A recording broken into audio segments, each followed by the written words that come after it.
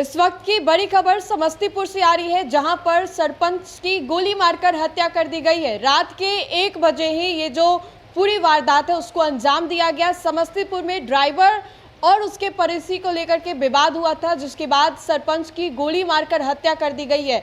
बिहार में आए दिन आपराधिक घटनाएं जो है वो हो रही हैं और एक के बाद एक जो मामले हैं वो निकल कर के सामने आ रही हैं। इन सभी चीजों के बीच एक बार फिर से समस्तीपुर से इस वक्त की ये बड़ी खबर जो है वो निकल कर के सामने आई है, जहां पर सरपंच की गोली मारकर हत्या कर दी गई है। ना कोई जमीनी विवाद था, ना किसी चीज को लेकर के विवाद था। एक मामूली से बात को लेकर के कि गाड़ी कौन चलाएगा सरपंच जी का, इसको लेकर के ही विवाद था और फिर सरपंच की ही गोली मारकर हत्या कर दी गई है।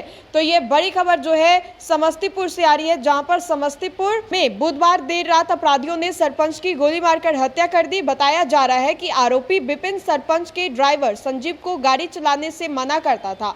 विपिन सरपंच का पड़ोसी है। सरपंच ने विपिन से जब इस बारे में बात की तो वह नाराज हो गया। इसी नाराजगी की वजह से यह हत्याकांड को अंजाम दिया गया है। इस वारदात के बाद स्थानीय लोगों में गुस्सा है। मृतक की पहचान सुनील राय के रूप में की गई है और वहीं विशनपुर पीढ़ी पंचायत के सरपंच थे। घटना रात करीब 1 बजे के बताई जा रही है। तस्वीर भी देखिए कि किस तरीके से मृतक के भाई अनिल राय ने बताया कि जमीन का कोई विवाद नहीं था। संजीव मेरे भैया का ड्राइवर था।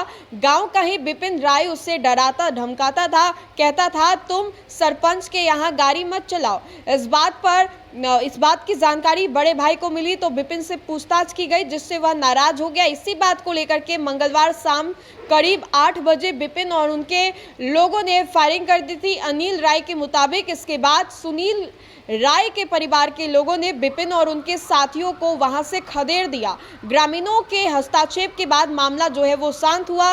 रात करीब 12:30 से 1 बजे के बीच में विपिन दोबारा आया और फायरिंग करने लगा। फायरिंग की आवाज पर परिवार के लोग जो है वो जग गए और लाठी डंडा लेकर के विपिन के घर पर चढ़ गए।